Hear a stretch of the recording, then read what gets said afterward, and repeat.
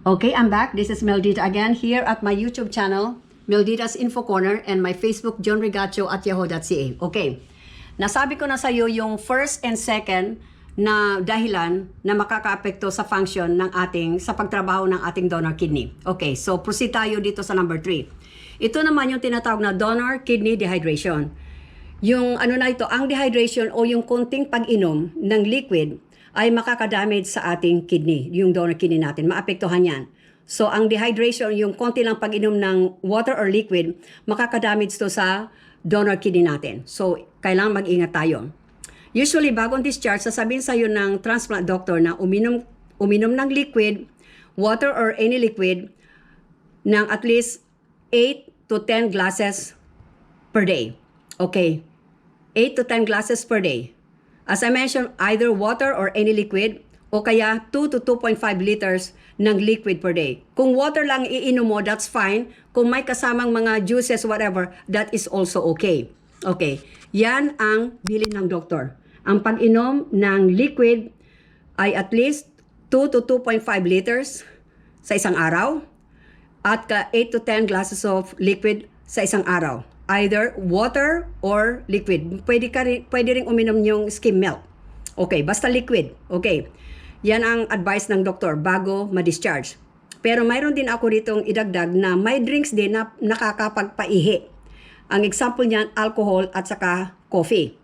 Ito parang mga diuretic ito na pwede kang mapapaihi ka ng madalas at syempre madidehydrate yung kidney natin. So ayaw natin yung kidney natin na matuyuan. So we don't want that kasi madadamage yung kidney natin.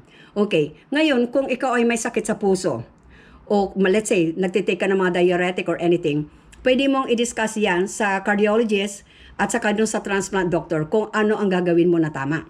Okay? So, donor kidney dehydration, makakaapekto yung pag-inom ng liquid. Pag konti, matutuyuan yung ating donor kidney. Kaya kailangan sundin yung 2 to 2.5 liters or 8 to 10 glasses per day na liquid. As I said, kung water lang is okay. Kung water and skim milk or any liquid, it's also okay. But avoid nyo lang ang alcohol, coffee. Sa akin, sabi niyo, okay lang ang konti, okay lang konti. Sa akin, di ba, ang intention natin is ingatan yung ating donor kidney. So, for me, hindi ako inom ng alcohol, hindi ako inom ng kape. I will do, that's what I'm gonna do. So, ingat lang doon sa ating donor kidney. Okay. Mayroon din tayong tinatawag na chronic allograft nephropathy. Ito yung unti-unting pagka, yung masisira yung kidney natin na unti-unti.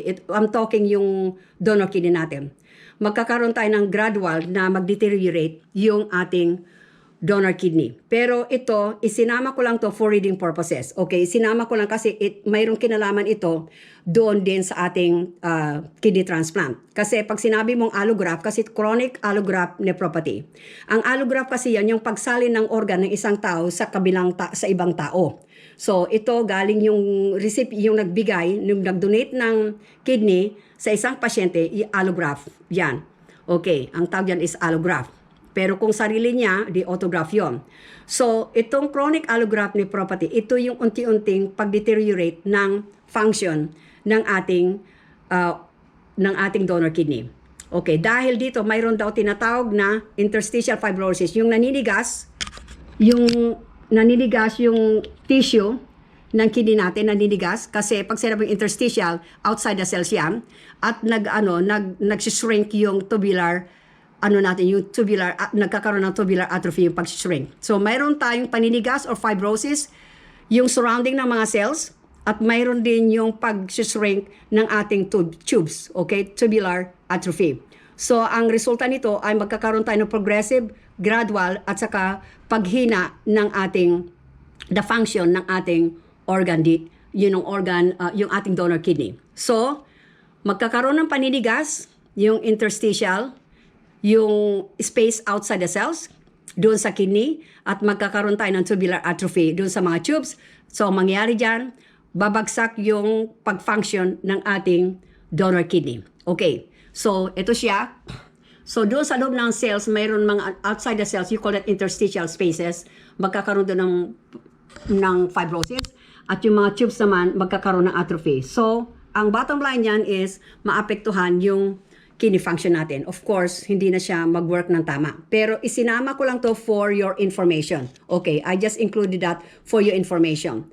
So, I'm not going to expand, but I just want to include this for your information only. So, allograft, chronic allograft nephropathy, nagkukosto ng chronic, yung dahan-dahan or slow progress ng interstitial fibrosis and tubular atrophy. So, ang mangyari dito, hihina yung pag-function ng ano natin, donor kidney. Okay, comorbidities natin. Ang comorbidities natin, mayroon tayong iingatan na mga bagay-bagay na let's say yung pasyente, mayroon din sakit na diabetes, mayroon din siyang sakit na, okay, diabetes mellitus, mayroon siyang sakit din na high blood pressure, at mayroon din siyang sakit na high cholesterol at naninigarilyo pa. So, ang intention natin, huwag na natin palalain pa yung kidney natin dahil yung kidney natin nga is bago. That is a donor, iingatan natin. Okay? So, kailangan ang blood sugar natin is okay, nasa target range. Ang blood pressure natin nasa target range at ang ating bad cholesterol nasa target range din. Pero kailangan talaga, inumin mo yung mga gamot mo para sa diabetes, para sa ganun yung blood sugar mo hindi tumataas. Inumin mo yung gamot mo para sa high blood pressure, para yung blood pressure mo is okay, hindi mataas. At inumin mo rin yung para sa bad cholesterol mo, para yung LDL mo nasa loob ng acceptable range. At kung pwede, if you quit smoking, if you're smoking, I better say na kailangan talaga you have to stop. Kasi ayaw na natin masira yung artery natin kasi yung arteries natin nagdadala ng clean blood to the kidney para mag-function. Ngayon, kung yung mga ano natin, yung mga blood vessels natin may problema, the flow to the kidney is not good. Maapektuhan yung pag-filter ng blood kasi dependent yung ating kidney doon sa sa flow ng blood. Okay? So we want na these things are all sa nandun sila sa range. So blood sugar, blood pressure, bad cholesterol, they should be all in the target range. Okay? And stop smoking. Okay, please. Kasi makakaapekto yan sa, you have to save that, bago na yung kidney mo. Ingatan mo yan na magtagal. Kung may extra weight ka, try na mag-try ka na mag-reduce ka ng weight mo. Exercise ka, kailangan mo rin yan for your well-being. Yung stress mo. At yung nutrition mo, kailangan healthy at saka rich in fiber. Napakahalaga yan. Everyday, mayroon kang, let's say, gulay. Mayroon kang apples dyan. O kung anong mga pagkain dyan. Kasi dito, dito ang pang-ano ko dyan. So, gulay at saka yung apples. Kasi marami dito nga nabili sa labas, etc. Pero dyan, kahit anong klaseng prutas, basta prutas. Okay? Basta prutas, basta gulay. At saka avoid junk foods. Kasi yan talaga sisira yan. Ang daming mga chemicals ang junk food na hindi talaga maganda. I-discuss ko yung mga junk foods na yan pagdating na yan sa weight control. Kasi that will be a long research too. Okay? So, sa ngayon, ang masasabi ko lang dyan is itong itong donor kidney natin, ingatan natin siya kasi para magtagal ang buhay. Okay, kailangan natin yung compliance ng pasyente para hindi ma-reject yung donor kidney natin. Ang mga infection, kailangan natin alagaan ang katawan natin. Yung mask mo at saka mag-avoid ka ng crowd as much as possible. Kung may mga infection sa pamilya, medyo lumayo ka konti. Okay? May mga gamot yan. Tapos yung pag-inom ng maraming fluids. Kung may problema sa pag-inom ng fluids, i-discuss yan sa cardiologist at saka sa transplant doctor, lalo na kung mayroon kang gamot na tinatawag na diuretic. So, kailangan alam ng cardiologist na transplant ka, alam din ng transplant na heart patient ka.